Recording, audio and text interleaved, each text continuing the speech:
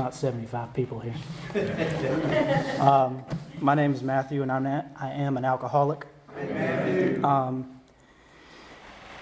I guess get a couple of things out of the way before I start. I do have a home group. As Steve said, it was primary purpose group in Southern Pines. We meet at the First Baptist Church in Southern Pines. We meet Monday and Thursday at 7 o'clock. Monday we have a discussion, big book, and beginners meeting, and then Thursday we have an open speaker meeting. If you're in town, we'd love to have you there.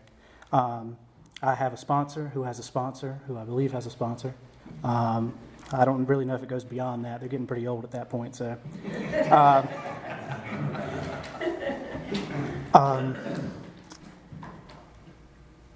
I am a little nervous. It's my first time, so bear with me a little bit. I guess I was listening to somebody speak the other day, and they said something about the first time they said they were an alcoholic, and they could remember the moment when they realized it. You know, they were sitting in a meeting, and they said it, and they couldn't stop crying. And that kind of struck me, because that's the way I felt, too. I was sitting in the beginners meeting at Primary Purpose, and I was sitting up against the wall. I was only there because my parents really wanted me to go. I didn't really want to be there. And you know, they came to me, and we go around the room, usually if there's a small group in the beginners meeting, and you know, you're supposed to say your name and if you're an alcoholic. And I had just said my name previous to that, but you know, I said, "Hi, my name is Mathew, and I'm an alcoholic." And I honestly couldn't get through it without crying, and that feeling of like the hair standing up on the back of my neck, and just that it was almost despair that I had reached this point, that I was in an AA meeting and I was admitting that I was an alcoholic, and I felt like there was nothing I could do whatsoever. And it got to the point where, you know, I kept saying it, and that feeling of hopelessness went away. But I hope that feeling of, you know, the hair standing up on the back of my neck, and that feeling of, you know, not that I'm different, but that there's something about me that makes it so that I can come into this program and be able to enjoy the benefits that AA has given me. Because there truly is nothing in my life that is good that I don't have as a direct result of this program, working it, and you know, being in close contact with my sponsor, and in doing that, becoming closer to God as I understand Him, and through that relationship with my higher power, He's removed the obsession to drink and made me happily and usefully whole. That introduction didn't take near long enough. I guess I'll just start at the beginning. By the way, I am a fidgeter, so especially when I'm nervous. So if I start pacing, bear with me. I was born in South Boston, Virginia. You know, my parents were young. They were just graduated from college. My dad had a pretty nice job with the largest textile manufacturer in the world at the time. My mom was a nurse. You know, we had a nice life. We moved down here when I was 2 to Moore County, and I've been in Moore County ever since. You know, growing up, both my parents worked. They both worked hard. They instilled good values in me as far as, you know, work ethic, and we never wanted for anything, or never needed for anything, and wanted for very little. We got most of what we wanted within reason. Still waiting for that spaceship when I was a kid, but whatever. I guess around elementary school, I started feeling like I didn't really quite fit in. You know, the kids started picking on me a little bit, but I mean, it was the same thing everybody was going through. I guess I just felt like I didn't belong with the people around me, and it got to the point where it was even my family. I didn't really feel like I fit in with my family. You know, my parents were well adjusted. You know, I've heard this said in business classes before, that you're supposed to do a little bit better financially than your parents did. And, you know, my parents, they did that. They did significantly better than their parents did. And I felt like the way school was going, and this is in middle school, I don't know why I was worried about money at this point, it lets you know how weird I was. I didn't feel like I was on the same path that they were at my age, I guess, and in the same path that the people around me were. And we ended up moving a lot too, as far as schools go. My mom, you know, changed her shifts at work, and it made it so that we didn't have to go to a certain school anymore, so we went to a different school. I ended up going to pretty much every school in Moore County as far as elementary and middle schools, except for West Pine. That was the only school I didn't go to. And so it seemed like every year we were moving back and forth, even though we stayed in the same house. I had just changed schools. So it made it kind of difficult to keep friends doing that. But I guess I was likable enough. People seemed to know me when I got there, or at least tolerate me. And by the time I hit high school, I went to Union Pines. I really didn't feel like I belonged anywhere I was at. I wasn't really sure. There's always cliques and stuff in high school, and I wasn't really sure what my clique was. I felt like I was interdenominational as far as my cliques go. People would say, the nerdy people would say I was a jock. The jocks would say I was a nerd. But I didn't really feel like I had like a set of friends, and I definitely didn't feel like I had a best friend. It seemed like everybody else had a best friend but me. I just had people that I talked to at school, but nobody I hung out with or anything like that.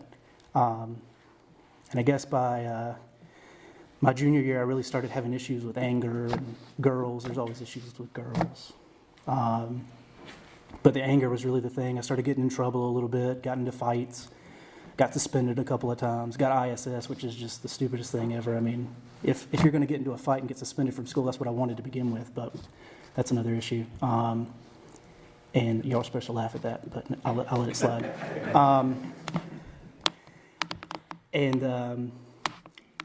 My junior year, I ended up getting my wisdom teeth cut out, which is pretty common to get your wisdom teeth cut out. And when you get your wisdom teeth cut out, they put you under, and then they give you some fairly high-powered other issues, outside issues. And I started noticing that there was a weird effect when you took the medication that they gave you. And I really didn't think that I had a problem with it at first. It was just kind of nice to take it, and then all of a sudden it wasn't, I wasn't really that worried about what was going on around me, mainly because I was trying to figure out how to hold onto the floor while the world spun around me. But and that was kind of, I guess, my first experience with, my own personal experience with, a mood-altering substance. And it really didn't do anything beyond that until my senior year of high school. In my senior year of high school, I started using some outside issues a little bit. And it kind of escalated, and I made it through high school and graduated, and ended up going to a university, Chapel Hill. Went in as a freshman, and none of my friends came with me. My friends that I didn't have very many of. I got up there, and my roommate was a pothead and a drunk. He would study and crack a beer. We'd be sitting there studying for finals, and all of a sudden I'd hear, shh. And I'm like, what are you doing? Why are you drinking a beer and you're studying? That's whatever. And he would do pot deals in the room and all that, but whatever. This is AA, so never mind. But and I really didn't like him. I hated him. And he was like, everybody else was clicking up with their roommates, and they were best friends and good friends. But I felt like I missed the whole boat. I felt like everybody else was gathering together and becoming friends, and I was left out. And it really got to me, and my outside issues usage really kind of took off a little bit, I guess. And they weren't illegal to me. Some of them were actually prescribed to me again, but some of them weren't. And that kind of went on for about a semester, and it got to the point where I couldn't get out of bed. I'd kind of pass out at night, and I'd lay in bed. I'd wake up around 10 or 11, and I'd have class at like 8, 9, 10, and I just couldn't get up. I didn't want to get up. I didn't want to move. I'd open the window at night, and it would be like 30 degrees outside, and just let the cold air blow in, just because it was nice to feel something, at least, other than just being numb all the time. It was funny, this is kind of off topic, but my roommate would come in from his frat parties drunk as a skunk, and it was kind of hypocritical of me to like look down on him for being a drunk when I'm sitting over here high in my bed, but whatever. He'd come in, and he wouldn't have any sheets on his bed, and he'd be so drunk he wouldn't realize that it was that cold, so he'd be laying on his bed in his boxers with like this little like washcloth of a blanket and just be shivering all morning. I'd get up in the morning and just think that was the funniest thing to watch him shiver down there. A lot of resentment there, I guess. I went home for Christmas, and Christmas wasn't that great. I had a lot of fights with my family, and when I went back home for Christmas, my brother had already moved into my room. I'm one of four, actually. So my brother had already taken my room, and I kind of was displaced. Everybody else had their own room except for me. I had to go back to my old room with my little brother. We're 10 years apart in age, and that was not fun, sharing a room with I was 18 at the time. He was 8. That was just not pleasant, but and it's just added to that feeling of I didn't belong. As soon as I left the house, I was replaced, basically. My room was replaced, and I was coming back in, and I was the outsider. It wasn't my home anymore. I didn't feel like I had a home. I felt like I was just a stranger in the house that they were putting up with, which wasn't far from the truth, the way I acted. But I went back to school, and I didn't last but a couple more weeks. And I called my parents, and I told them I couldn't stay any longer. I told them I was depressed, and I'd been hurting myself, which I had, but they said, well, we're going to come get you tomorrow morning and blah, blah, blah. And I didn't tell them that there was a girl in my room, and I couldn't do that right then. But so we had to postpone that a little bit. But before they could come and get me, I ended up checking into the hospital up at Chapel Hill and ended up in the detox ward. But I wasn't there for detox. I was there for mental issues because I wasn't a drug addict or a drunk. I stayed up there for about a week, and then they discharged me. And if you've never been institutionalized, I wouldn't recommend it, but it's a trip. It's interesting. And I got up there, and I told them they were trying to figure out what medicines to put on me because if you go into a hospital and you've got mental disorders, they got to put you on something to make you right, to make you normal because you're abnormal already. And I told them I couldn't sleep at all, which was true, but that was just because I was high all the time. And they were like, well, we're going to give you something for your sleep. And I told them that I had a pretty high tolerance to drugs. And they were like, okay, that's fine. They put me on something. I don't know what it was. I took it, and within 30 minutes, I was on the couch drooling, watching the Natural Channel, watching like gazelles get eaten by lions or something. And it was... I woke up the next day at like 2 in the afternoon, and I told them it was the first time I ever declined a mood-altering substance. I told them we got to cut that back. I felt like I was going to die. It was a little bit scary though, but I ended up getting out, and I came home for a little while, and that's kind of how it went for about 2 years, or about 3 years at most, for my freshman year, my sophomore year, and then my junior year, beginning of my junior year. And it was just kind of, I couldn't make it a whole year at school without having to go home. I'd finish a semester, and then I'd start after Christmas, and I'd end up having to do a withdrawal. And it was a hardship on my parents because you have to pay for the whole semester once you start. If you don't withdraw before a certain time, you don't get a refund. And if they do give you a refund, it's based off of how long you were there. So, if you're there for 15 days, you're pretty much paying 85% of that entire semester. And Carolina's not really cheap. It's about $8,000 a year, or a semester, $16,000 a year at the time. At this point, my mom's not working anymore. She had a lot of issues of her own. So it's just my dad, and I know that I put them financially, not to mention emotionally, which we'll get to later. But financially, I put them through a whole lot. Junior year is kind of the turning point. That's when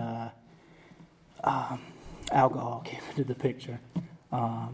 It's not bad. It's 7:30, and I've made it to my alcoholism at this point. My 21st birthday, my junior year, a friend of mine calls me up, and she says, what are you doing for your birthday? I was like, I'm not doing anything. What do you want to do? She's like, well, let's go get dinner. I was like, sounds great. So we go out to dinner, and we're talking, and something in the back of my head said it would be fun to go get a drink. I'd never drank before in my life. I was actually a teetotaler up until that point. My parents didn't drink around me. I didn't know anybody in my family that drank, except for my grandma. She's an alcoholic, but whatever.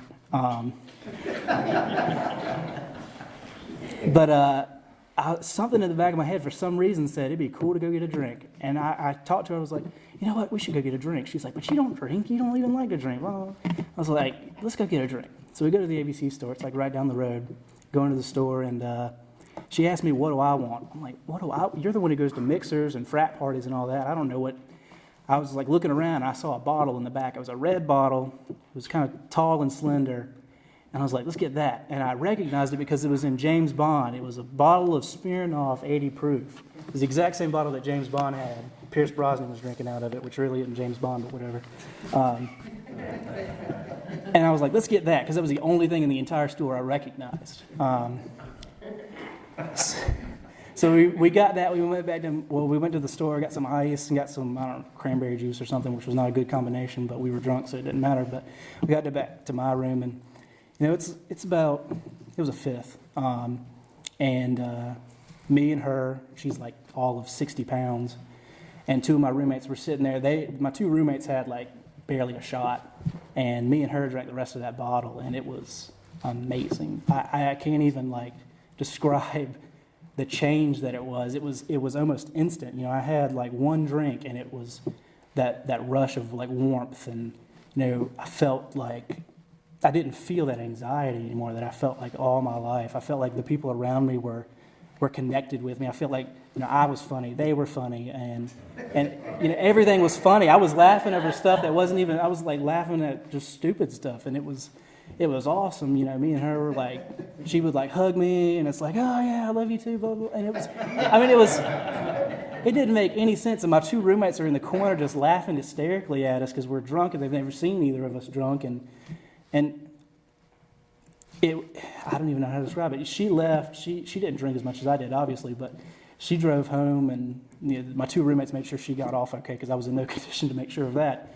But they made me drink a whole bunch of water and then go to bed. And when I woke up the next day, I had class, but that didn't matter.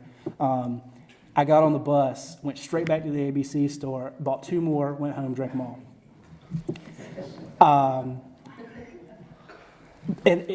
From that point on, from that first night on, that's what I was going after. Was I wanted that feeling back. I wanted that feeling of inclusion and feeling happy and that warmth and feeling a part of, and it just never came after that. It was, it's everybody's story. I think it just goes downhill from there. I feel like I should tell you, because this is part of the insanity, is the ABC store for some reason is not anywhere close to campus. I thought that was a poor design on the city's part. And of course, they didn't have a bus going straight there.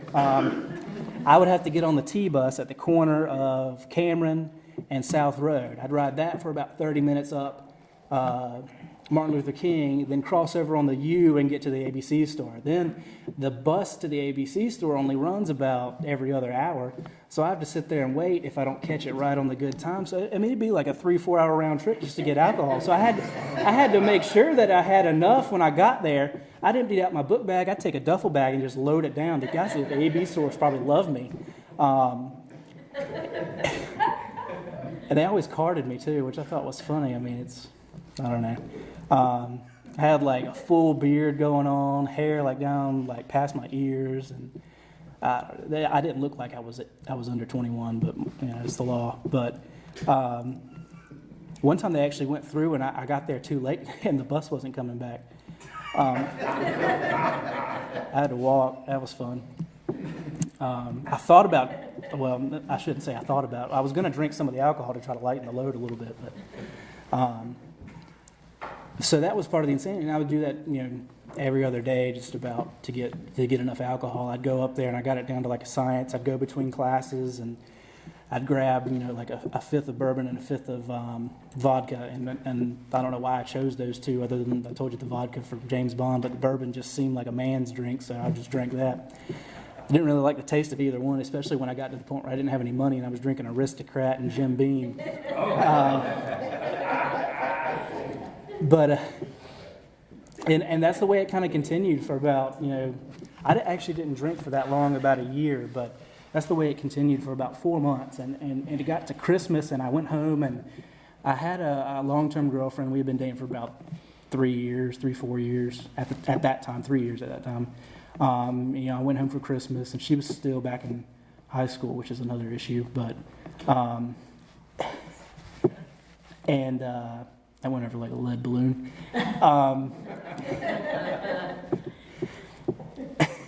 I went over Christmas, and I don't really remember a whole lot of that Christmas. I knew I had to go back and work, and I told my boss that I would come back to work, and I think I went to work. They didn't fire me, so I'm assuming I didn't miss 3 days because that was the requirement to be fired. But I know I had a job when I came back after the fact. So, but she would put me on the schedule, and I don't know if I actually went to work or not, or if I went to work drunk, or I really don't know what I did. I know that most of the days I would get up over the Christmas break, and I would start drinking in the morning. I'd pass out around lunch, wake back up, drink again, and pass out again at night.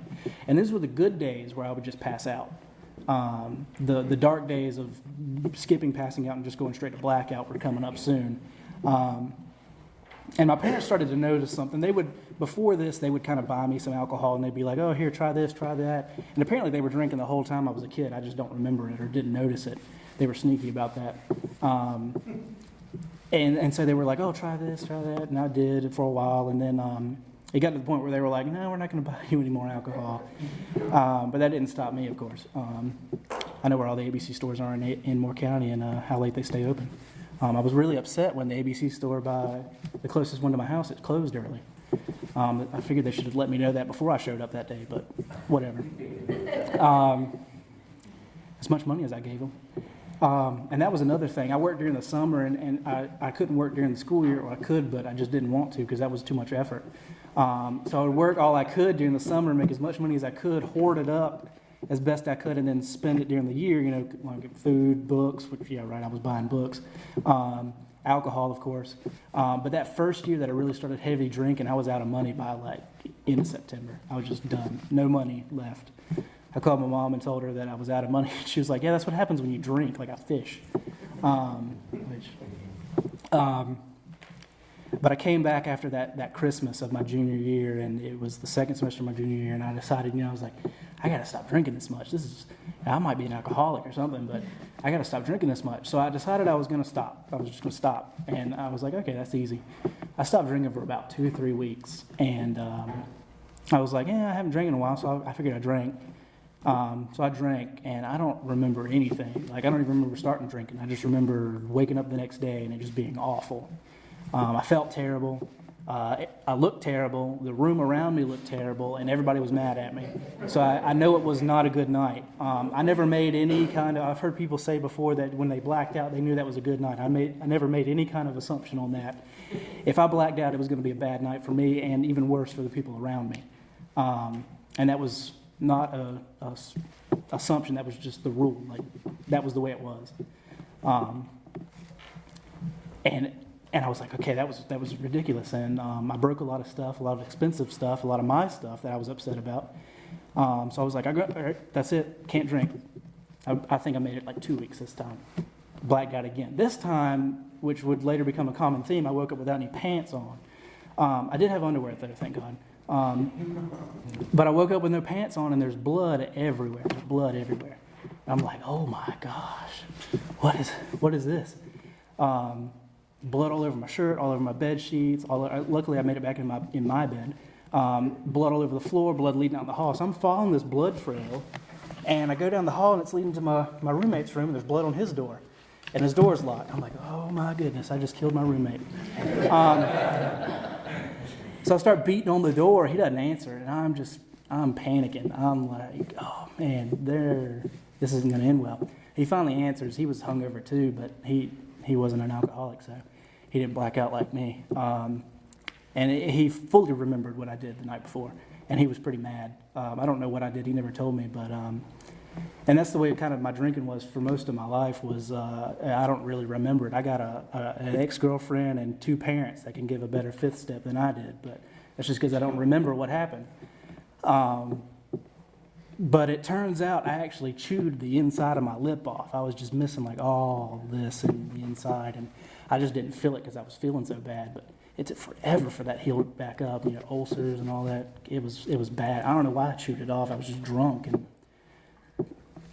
insane, I guess, was really the only thing. And then that continued on. Just I'd go as long as I could, and then I'd drink, and then I'd go as long as I could, and then I'd drink. And every time I drank, I blacked out every single time. And it got worse and worse. I'd sit down and be like, okay, I had a pretty rough day today. It was a pretty bad test. I don't think I did well on it, so I think I'm going to drink to calm down. Drink 2/5, blackout, wake up the next day, it's just awful.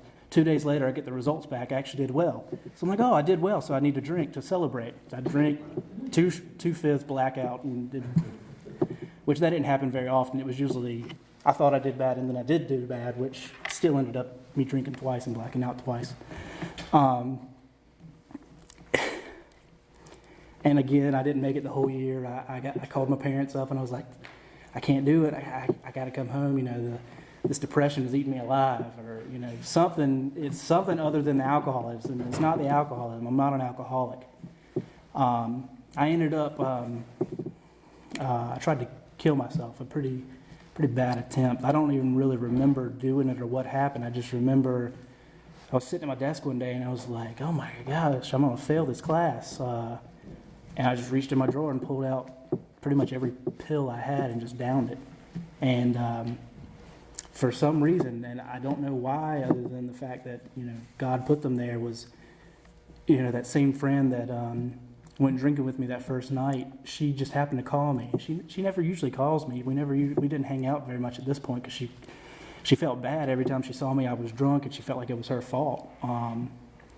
Made her a prime example of Al-Anon. But she just happened to call me out of the blue right as I did it. And she was like, hey, I'm outside your door, come let me in. So I'm like, okay. Just completely forget the fact that I just did what I did. I probably sounded like a tin can full of dried beans walking around with all those pills in me. But I go and let her in, and we're sitting there talking, and she's talking about, oh, let's get a pizza and watch a movie and all that. And about that time, I just hit the floor, and I don't really remember anything past that. I remember bits and pieces of her screaming at me, and she called my roommate, who was we had separate rooms in our suite. He was actually a pharmacy student, so he came down there, and he's like, he's bad. He's not doing well. Apparently, it took a degree to tell me that, but remember getting in the ambulance and them saying. We given the details. We got the girlfriend with us, and she keeps yelling, I'm not his girlfriend, blah, blah, blah. I'm like, get to the hospital, and they start putting me in a gown. I'm just like a limp, just noodle at this point. And they start putting me in a gown, and they're like, wait, that's the wrong color. And I look down, and they're putting a normal gown on me, and then they switch the gown color to purple, which purple at UNC Chapel Hill is the nut ward. So they put me in a bed, and I wake up sometime the next day. They called my parents and basically told my parents I was dead. So they're showing up thinking I'm dead, and it just and well, I came home and I came back, and I don't really remember like I said, I was a blackout drinker, and it's hard to remember when things happened, how far apart they were at the time. I know that I ended up back at the hospital at Chapel Hill a couple more times for alcohol poisoning, and I ended up for alcohol poisoning a couple of times, and they kept checking my liver levels, and they kept telling me my liver levels were going up. Whatever they were testing was going up, and that sounded good to me. I mean, if anything tests better, that sounds good, but apparently that wasn't good. And the last time the school was like, listen, we've had enough. It wasn't hurting them any, but so they told me that I had to go talk to this counselor, talk to a dean, and I went in there and just lied my butt off, and told him I wasn't an alcoholic. I knew what alcoholism was. My grandmother was an alcoholic, and that's not what I was.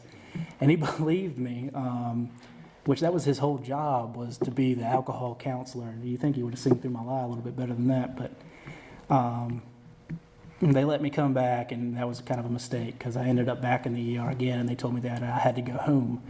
And before I could come back, they had to give me this evaluation, telling me all this stuff about what I was and all that.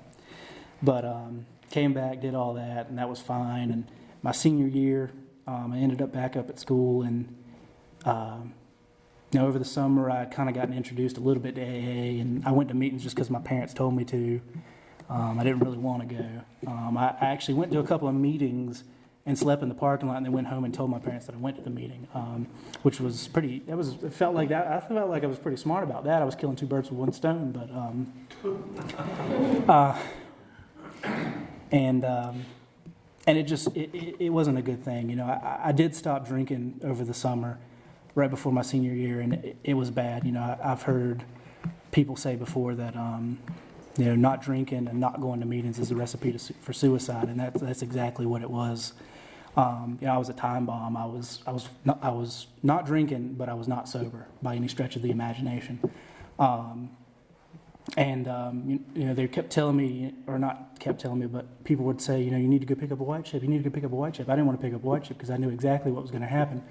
When I went back to school that fall, I was going to drink again because the problem with my drinking wasn't me. My problem was my parents. Every time I got drunk, they would lock me in a room and yell at me, and I'd get mad and all this, and it was their fault, not mine. So when I went back to school, I was going to drink, lock myself in a room, it was going to be fine. Well, I went back to school, I got drunk, and it wasn't fine. I kicked in my roommate's door. My new roommate, I didn't know this person, so they weren't nearly as forgiving as my previous roommates were. Neither were the police that showed up. A lot of stuff was said on my part. Not much was said on their part other than you're coming with us. Some people showed up. They wanted to talk about my alcoholism, and it turned out to be the cops. So I woke up the next morning, and they kind of told me what had happened, and I was handcuffed to a hospital bed with a guard next to me, and that was exciting. So I went home again, and that was the last time I went back to school. At that point, I had 7/8 of a degree in chemistry at Carolina, and that was it. And it ended up I had to go back for an honor court hearing on this. And I had to read the transcript of all the things that I had said. That I don't know where they got a transcript from. I guess there was some guy in the back corner just scribing the stuff down as I was yelling it out. But I had to reread it back to them. It was like 2-3 pages of just gibberish of all the stuff I had said, and I didn't recognize the person, and it was awful. At that point, I came back home, and I did go to a meeting, and I did pick up a white chip. Unfortunately, it wasn't my last white chip. This was in September. Around September was also the time I started smoking some other outside issues, and I kind of lied to my sponsor a little bit about doing that, and I thought maybe I could do that because AA meant Alcoholics Anonymous, not Marijuana Anonymous. But we had a little bit of point of contention on that for a while. But by the time I guess February rolled around, I liked up to the idea and got a new white chip. And the thing kind of led up to back in December, the 27th. I wasn't really doing the things I was supposed to. I mean, I was going to meetings. I was kind of talking to my sponsor. I was lying to him through my nose, and I wasn't drinking. But I wasn't sober. And on the 27th, I had, I guess I just had enough. I was tired of feeling the way I felt, and I didn't feel like there was any way out. And I ended up trying to kill myself again, and ended up in the intensive care unit for about 2 days up at Moore Regional. I don't remember any of it. I remember taking the pills and waking up at about midnight, and I don't remember anything after that. They told me I hit the floor and I started seizing, and I pretty much didn't stop seizing for about 2 days. I'd go on and off, and I would breathe every so often, but when I woke up 2 days later, I just felt awful. My whole body just hurt. I was bruised, purple everywhere, and it was awful. I got to watch the ball drop in the detox unit, and then went home again and called my sponsor, and he felt terrible. He was like, "What? I wish you had called me, because how would it have looked if I had gone back to the group and said that my sponsee killed himself on my watch?" But I was like, "Just letting you know I was okay. Thanks for your concern." I didn't know if maybe y'all wanted to send a card around for me, but no, he was just kidding. He was, we like to joke around, especially me and my sponsor and our friends. The big book says we're not a glum lot, and I think we exemplify that. We like to have a lot of fun, and I think that's the point of sobriety. The 12 and 12 says that how do we know when we've had experiences? Basically, before we saw life as something to be endured and bared, and that was it, not something to be enjoyed. And that's the way I felt. But in sobriety, it's not supposed to be like the whole humdrum, like I got to go to meetings, I got to go do this, I got to go talk to my sponsor, I got to do this.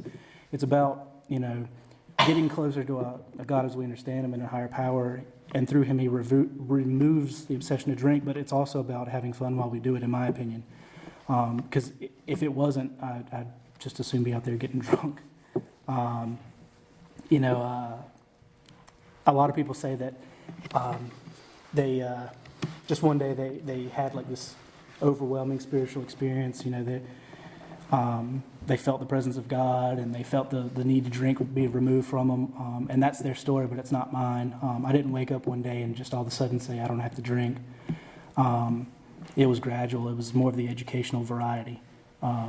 I do agree with the way the big book words it on pages 84 and 85, which if anyone hasn't read pages 84 and 85, just open your book to that, take a highlighter and highlight both pages, because it's pretty good stuff there.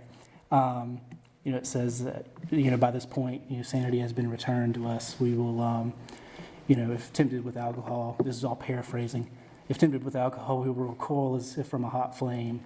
And then it goes on to say later that, this feeling of neutrality basically has been given to us, seemingly without effort on our part. And that's the way it is. Nothing I did was to keep me from getting drunk. There's nothing I can do to get drunk. I admitted in step 1 that I was powerless over alcohol, and there was absolutely nothing I can do to stop it.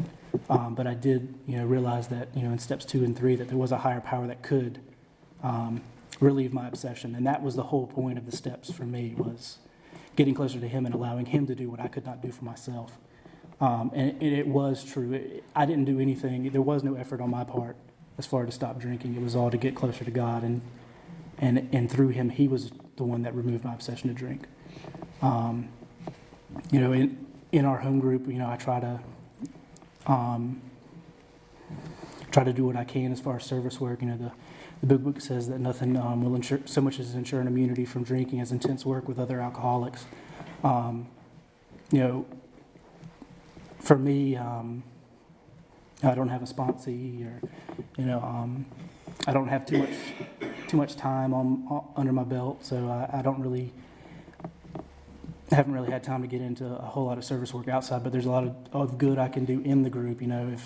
If somebody needs help setting up before a meeting or breaking down after a meeting, that's good things that I can do to make sure a meeting goes off smoothly. Or if somebody comes up to me and says, "Hey, I need a ride," or "Hey, you want to ride with me down to this meeting or that meeting? I got to speak or I got to do something." If somebody asks you to speak, I try not to say no. Although I told Harold that Steve was the first person to speak at this meeting. I told him it would be fitting for me to speak, being as this was probably the last time you asked somebody to speak. If it would be a good closure for you, just to have the whole Steve family of sponsees destroy your speaker meeting. But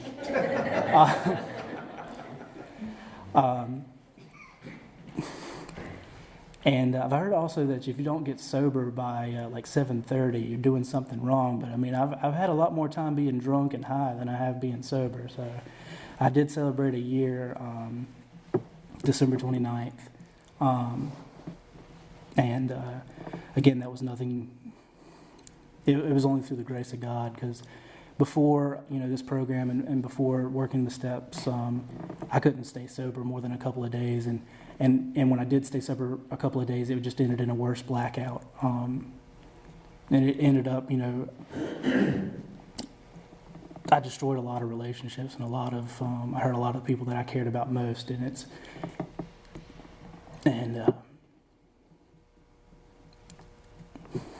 at this point, I'm grateful that I have back the relationships that I do have, especially with my parents. I know that I put them just. I'm not supposed to cuss.